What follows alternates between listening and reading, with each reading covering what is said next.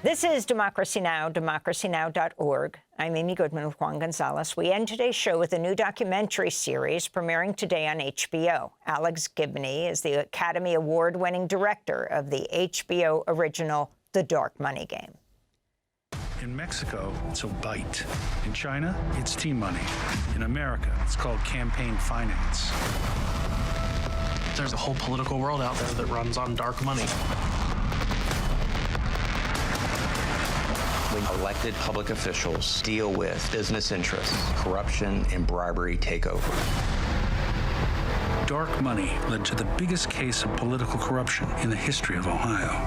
In 2019, there was an investigation involving Matt Borges and Neil Clark. Neil had been one of the most powerful lobbyists in the history of the state. Ready to people over. That recording with Neil Clark and undercovers, those were critical to connect that dotted line. Every politician's got to have somebody that is the hitman. The FBI asked me to essentially spy. You're not like trying to set me up here, are you? That will be bad for both of us, but it would be worse for you. And I thought, what is he going to do? This was a organized conspiracy on a massive scale. But I fear this case is not a one-off example. Dark money has heralded a new era of vast corruption.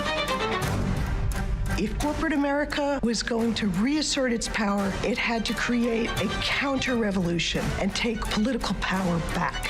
We had a little Bible verse. The wealth of the wicked is laid up for the righteous. So let's baptize the billionaires' money. The Supreme Court rolled back rules on campaign finance. Citizens United said corporations can create a super PAC. Now, corporations could fund elections with unlimited amounts of cash.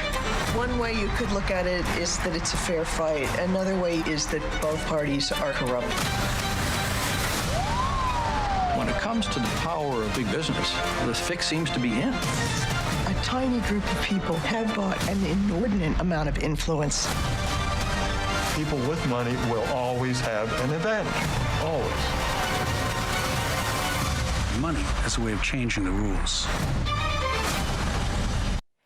For more, we're joined by Alex Gibney, Academy Award-winning director of this new two-part series, The Dark Money Game, an HBO original premiering tonight, 15 years after the Citizens United Supreme Court case. I want to thank you so much for being with us in these last few minutes as you feature Jane Mayer, the great New Yorker investigative reporter, her book called Dark Money. Talk about what's critical for people to understand today as your two-part series premieres, The Dark Money Game. I think what's critical to understand is that our country is being run by a small group of people who have an enormous amount of money, and they dominate our politics. It's almost as if bribery has become utterly legalized. It's pay to play. It's quid pro quo. And unless we stop the system of money in politics, we're done, because then our lives will simply be ruled by the people who have the most money. And Alex, how do these films relate to your earlier work, in particular, The Crime of the Century on the opioid crisis?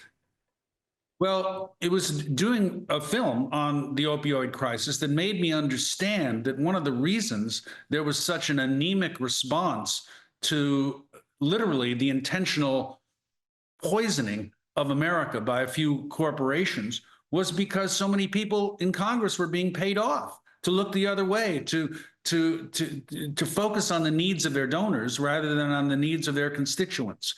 So it was that anger that led me to investigate this. We found an extraordinary story in Ohio that's literally quid pro quo corruption, and all the people on the FBI wiretaps are saying it's good now because of Citizens United. And then we tried to look back at how we got to this place by looking at the corruption of the Supreme Court. So, you know, and I was inspired, as you say, by the great work of Jane Mayer, who's in the film. And in terms of the what you're hoping people will do, especially this coming out on the 15th anniversary of the Citizens United case? Yes, I mean, I hadn't originally intended for that to be the case, but nothing could be more apt, because Citizens United is the single most damaging decision the Supreme Court has come up with in the last 15 years, because it's destroyed our democracy. And we need to understand that in order to get our democracy back, we have to reinvigorate our laws, as many states are doing, in order to be able to end this system of essentially legalized corruption.